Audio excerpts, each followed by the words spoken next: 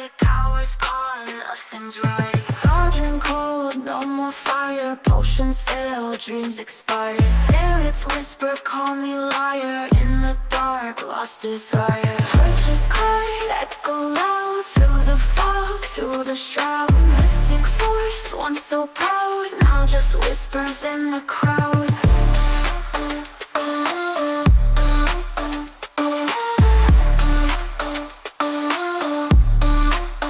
Babalan TV. Hello Gemini, welcome po sa inyong reading. So this is for February the 1st to February the 7th reading. Para po sa mga bago, don't forget to click the subscribe button, smash the like button, comment below kung kayo po ay nakaka-resonate, and hit the notification bell. Kung gusto niyo po ng dalawang reading sa akin, might as well check the other readings doon sa ating unang channel, that is Babaylan TV. No, nandun nakapost na po ang February the 1st to 7. Nagla-live din po tayo doon, so that is an interactive sessions. No, pwede kayong magtanong doon. So I want you to know that this is a general reading. You may resonate with the entire reading, or you may resonate with some bits and pieces of the reading. Magsimula na tayo, Gemini. So, ang nakikita natin dito, medyo nakakabwisit, nakakainis, no? Parang feeling natin, ano ba itong taong to? Parang kumuha ng isang bato sa aking nilalakaran, no? Wala naman akong gagawin, pero pinukpok ko sa ulo ko. Ayan. So, parang, bakit ba ang hirap, no? Bakit ba feeling ko meron akong dapat pagdaanan? Ano ba ang aking mga nagawang kasalanan? So meron tayong reflections. Meron tayong parang tinatawag na, siguro nagtatanong din tayo, ano ba yung lesson ko, no? Ano ba yung pangit na nagawa ko sa past life ko? Bakit ako merong ganitong mga lessons ngayon? But either way, you are actually working hard, for it. Yung iba sa inyo, I feel like with the Eight of Pentacles, siguro naghahanap tayo ng trabaho ngayon, no? Lagi tayong na-endo, lagi tayong merong sinasabi natin, bakit kailangan, para akong hopper, no? Kung sa call center, ang tawag dito hopper. So, merong papalit-palit ako, no? Ng company. Isa lang naman yung ginagawa, no? Bakit hindi ako regular, no? Yun yung nagiging tanong natin. Ngayon, kung relationship naman ito, bakit ba naman kasi either kumuha ako ng mas bata sa akin or mas matanda sa akin na alagain, or kahit matanda or bata, parang feeling mo ako yung kailangan mag-alaga, no? Bakit, I feel like with the Hermit in here, no, tumalo na tayo agad sa Hermit, mamaya natin to anuhin. Since nandun na tayo sa mga age, I think that there is a, ano tawag doon, age gap, no? So parang May December love affair, pwedeng hindi rin naman, pwedeng konti lang yung gap, or kung hindi naman numbers yung pinag-uusapan natin or yung age, no? Baka naman immature. May isang immature, merong isang mature, no? Wala naman sa age yan. May mga batang pinanganak na parang may bata, no? Pero pinanganak, kala mo matanda mag-isip. Meron namang matanda na parang walang pinagkatandaan, no? Parang, or baka naman cool lang si Hermit dito, no? Hermit kasi is a person, wala namang pinanganak na ermitanyo agad, no? Syempre, when it comes to Hermit card, parang nagsolo, no? Baka masungit, yan, may mga masusungit, parang hindi siya, parang old school, no? Nakakatakot naman yun kapag pinanganak, tapos kulubot agad, tapos nagbabasto na agad, no? Wala namang gano'n. So, it takes time. So, ang nakikita natin with the Eight of Pentacles, bakit ba, wala ba akong time para mag-relax, mag-chill, no? Wala ba akong day off? So, eto na. Lagi tayong naiiwan, lagi tayong iniiwan, laging hindi nag-work. Ngayon, kung sa reflections naman natin, ano yung ginawa ko? Na masyado ba akong naging complacent, or masyado ba akong OA, no, sa pagbitbit ng relationship? So this is a work in progress as well, no? Parang sinasabi mo sa sarili mo, kailangan ko bang mag-reinvent, no? I think that you are trying several ways here to make things work, no? With the High Priestess and the Three of Pentacles. So parang binabalanse mo ang mga bagay-bagay. Chances are, Gemini, nandito tayo sa sitwasyon na medyo mabagal tayo ngayon mag-execute ng ating mga gustong gawin. And that makes sense with the Hermit, no? Kasi mas pinipili natin maging um, radikal, no? Mas pinipili natin maging rasyonal sa ating mga gagawin. Of course, mahirap pa ulit-ulit, no? Kasi naranasan mo na kumbaga nagbubuo tayo ng puzzle, no? Hinangin, nabasa, what have you. Ngayon pumipili tayo ng isang safe place para matapos itong project natin, no? Nang walang maingay, hindi tayo may istorbo, yung ganyan. Ngayon nag-iisip, meron tayo ngayong mga tricks or mga ways na tayo lang ang nakakaalam, no?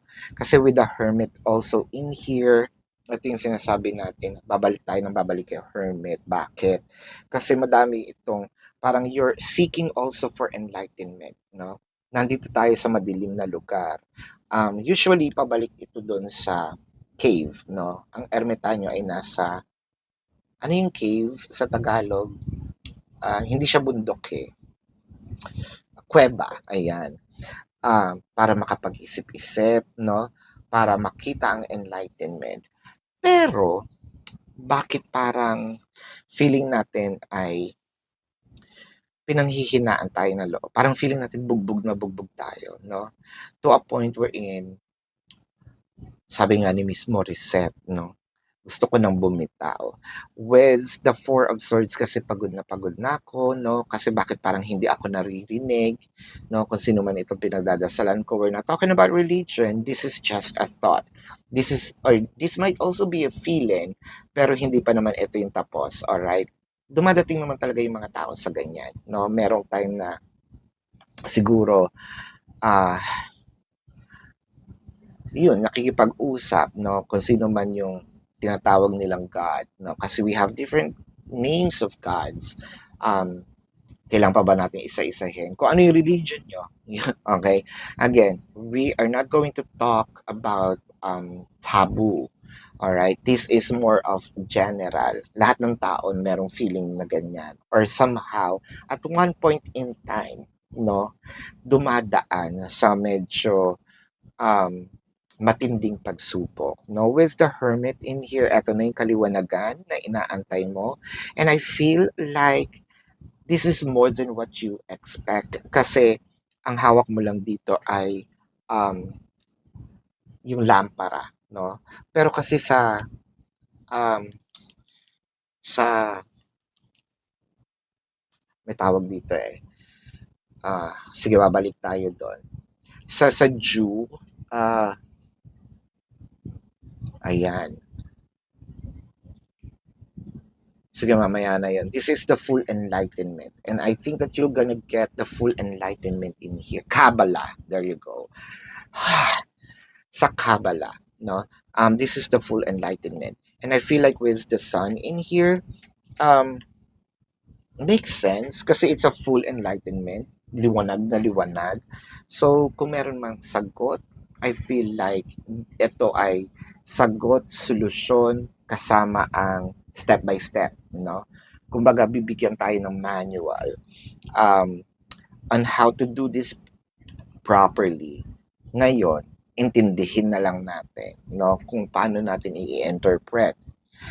This reading might be your Kabbalah, no? This reading might be your full enlightenment. So, it might be delivered in a different way, pero with the same meaning. It depends on our interpretation. Now, with the alchemist, no? The alchemist in here is you have all the tools. So, katulad ng sinabi ko, you will be given all the tools. It depends upon you kung paano mo siya gagamitin. May wand. Parang parehas kami. Kaso sa kanya ay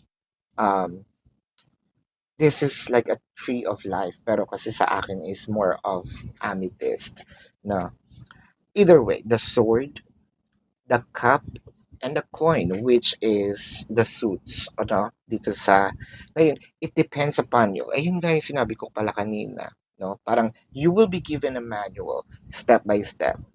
Ngayon, para tayong nagbe-bake dito, baka mahilig ka sa baking, no? Kasi when it comes to baking, hindi kasi siya, ano hindi siya parang katulad ng pagluluto, 'di ba? Kasi minsan pag nagluluto ka, ginagamit natin sa measurement, ang kutob, no? Ay, tama na yan, no? Dagdagan ko ng konting asin. Ilan yung nilagay mo? Siguro mga ano yan, mga dalawang kurot, no? Or isang kutsarita, no? O maglagay tayo ng ganito. Yung iba may measurement, yung iba dinadaan sa kutob. Pero chances are, katulad niyan, ay malabnaw, lagyan natin ng konting tubig. Lalagyan lang ng konting tubig. Mga ilan yun dinaan ko sa kutob. No? Basta pag naging ganito yung consistency, ayun na yun. Ngayon, dito parang baking. Everything is measured. No? Dapat medyo maingat tayo. No? Magkamali ka lang ng isa, you have to repeat the situation. And with with the alchemist, ito yung parang manifestations din na gusto mong mangyari, ibibigay at ibibigay sa'yo. Now, with the Queen of Wands, so ang nakikita natin dito, we are gonna be intuitive, no?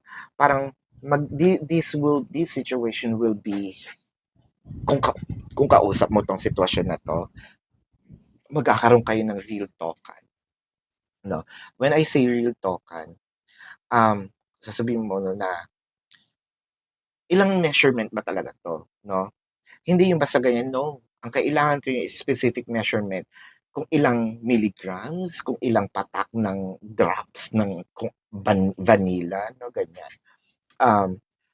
Tapos sasabihin naman nung minamanifest mo, ang kulit mo na parang nakalagay na nga dyan. So with the Prince of Wands, so I feel like eto yung umuusad, and yung pag-usad nito hindi siya mabagal, hindi rin naman ganun kabilis, pero might as well, no, lagi nating titignan ang parang guide, no, ang guidebook natin. With the Ace of Cups, parang ay sa wakas, na-achieve ko na rin itong pag-ibig, no, whether it is doon sa person mo. I feel like meron lang ditong konting tweak na gagawin, no? Kumpara ito, parang tingnan muna natin, no? Bago tayo gasta ng gasta mag-ipon. Kung sobrang man pag-iipon, baka pwede ka nang bumili ng property or mag-invest, no? Kung ito naman ay trabaho, baka masyado tayong gigil, no? Meron tayong mga nakakalimutang steps. So, ito na yon, ang manifestations ay nagbunga, no? Kumbaga, this is your time of harvest, no? Time of ito na ang pag-ani. At magugustuhan mo ito. Whether it is the full manifestations or partly, I think like sasaya naman tayo dito with the Ace of Cups. Siksik, liglig, umaapaw. Ayan, no? Sobra-sobra. So, kung immature naman itong person mo, baka magulat ka na lang. Sandali, bakit ayaw mo lumabas? Katulad ng hermit, no? Ayaw mo yung barkada mo. Ayoko na, tapos na ako doon. Ganon kadali. So, kung alam ko lang pala, no, na magbabago yung isip mo in just a click, sayang naman itong mga tinalak-talak ko dati na kailan ka uuwi, no? Na sayang ang mga kalderong ibinato ko sa'yo. Gagawin mo rin naman pala. So, napakagandang reading. Siksik, liglig, umaapaw. Let's get a message from the universe. So, Gemini, again, ipinapaalala ko lang po, no? Inaayayahan ko kayo doon sa ating kabilang channel, Babaylan TV. Nandun po, meron din tayong readings doon na una nang i-post February the 1st to February the 7th. Ayan. Nagla-live din po tayo doon. Ngayon, kung hindi niyo po maabutan, pwede naman kayo magtanong dito sa ating comment section as long as the question po is answerable by yes or no. Alright? And Gemini, kung gusto niyo po, no, kung hindi naman kayo masasatisfy sa yes or no na sagot lang, meron po tayong website kung saan niyo ako pwedeng itanong. No? Nandun po yung amount per question. Nandun po siya sa description box. Click niyo po yun. Nandun po yung question form, amount per question, the name, the number, QR code for your reference. Ayan. And if you want to book a private reading, nandun din po siya. So, Gemini, let's get a message from the universe. I always trust the direction of the universe and know I'm being guided. And speaking of, no, we are actually being guided. We just have to trust the process. So para ma-achieve natin itong siksik-liglig o maapa o na blessings, no? Let's check the zodiac sign of your person or the people involved in your reading. Pisces, I am seeing Leo, Virgo, Taurus, Capricorn, Sagittarius. Right, so this is your reading. Love and light to you. Namaste and see you po sa susunod na reading. Goodbye, Gemini. You want the best of my heart, you just